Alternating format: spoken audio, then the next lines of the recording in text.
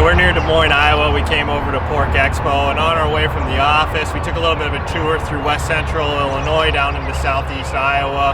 Really what we saw was some variability in crop conditions. You would have a field of corn that was nearly canopied, and then the field right next door looked like it had some replant where corn was maybe only 2 leaves out of the ground. Now the stand on both fields looked great, but there was no doubt about it.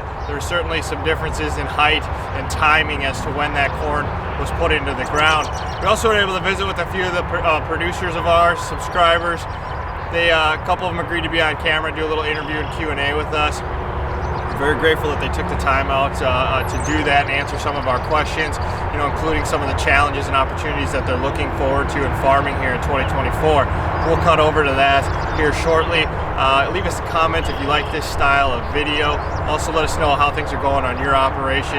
As always, don't forget to like and subscribe. We appreciate you tuning in. We have not changed our crop rotation. We're basically straight corn and soybean rotation, and this year, even though we have maybe slightly 5% more soybeans than corn in 2024, that's our normal rotation.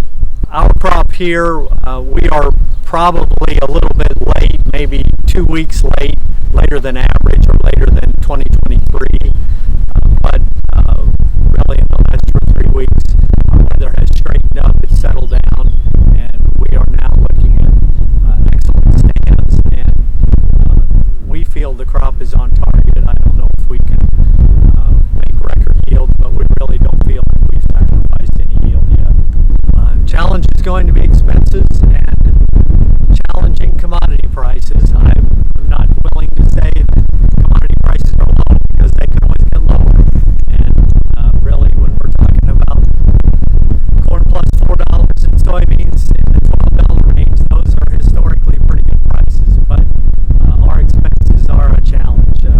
Rents around this area are pretty high, I feel like, and so we're just always going to be challenged by profitability. Opportunity is what farming is. I think we're all optimists. We always try to pull the rabbit out of the hat. So I expect to have better yields than what we thought we were going to have. I expect to have better commodity prices than what we were expecting, and that's why we farm. So I find myself being optimistic. The last couple of years have been challenging for me because we knew $6 corn probably wasn't going to stay around, even though we really like the sound of it. But I think we have opportunity now because we're going to learn to make money with the prices we have. We are a diversified operation. We have livestock and have a purebred livestock operation. That is extremely profitable right now, so we're really enjoying the diversification of that. We do think that there's new trends in row crop farming especially, and we think we can gain some efficiency, so we're really looking at increasing profitability even with stubbornly high input prices and maybe with stubbornly low commodity prices.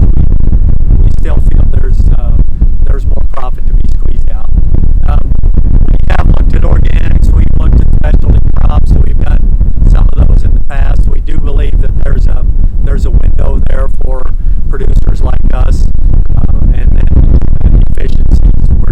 We just need to constantly look at efficiencies. We didn't change too much on the volume of corn or beans. Last year we were a little strong to corn, so this year we're a little strong to beans, but we usually stay pretty much on a 50-50 basis, but it just happened this year that we were strong to corn last year, so we're a little stronger on beans, and I don't have any problem with that. It's cost a little less to put it in, and I thought for a while there's going to be a little bit more potential on the beans, but I don't know, it's kind of hard to tell right now, price-wise.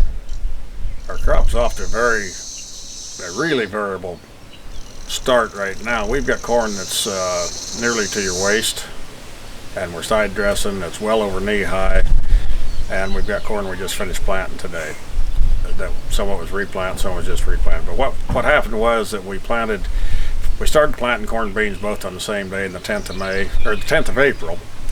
And by the 25th of April, we were 2/3 done. We had about 2,100 acres of crop in, so we had about 1,100 acres left. And then we didn't move the planter for 35 or 6 days, the corn planter. The bean planter we got in a couple times just because of where the rains fell. But right now, the early crop looks really good. Couldn't ask for it to be any better. The later crops planted about the 24th, 5th of April has got some problems, got some holes in it. We've been replanting on that. And the stuff we just planted now, it's late enough now that kind of worries you a little bit, but we got plenty of good weather coming up. Hopefully it'll get it going. So it's really variable. Well, I think the biggest challenge in farming is going to be because our expenses are so high, and right now the commodity price, at least the corn and bean commodity prices, aren't very good. I don't have anything sold ahead. Usually by this time of year I'd have maybe 20-30% of my crop sold ahead, but I've never thought it was high enough this year to think it's very good a very good profit, and so I really haven't sold anything ahead. So I don't know if it keeps going down like it has been here recently. It looks like it could be a pretty tough year. And right now we're not set up to have the type of yield that we've been having either, because of the fact that there's so much of it late and not quite ready to replant. So it looks to me like the best opportunity is I got 500 head of cows that I've had for the last 40 years, 50 years or whatever, and the cattle deal's been really good. I sold my fall calves. The calves were born in August and September. I sold them here 3 weeks ago, and it's the highest priced cattle I've ever sold. I've been selling cattle since 1974 of my own, so this is by far the highest priced cattle we've sold, and hopefully it'll continue into this fall. So. No, we're not diversifying very much different than what we always have. We do a little bit of custom work, not a lot. Try to do less. It's got to do less or more with less help. I guess kind of the way it goes right now. We don't have as much help as we used to have, and we're just kind of staying steady.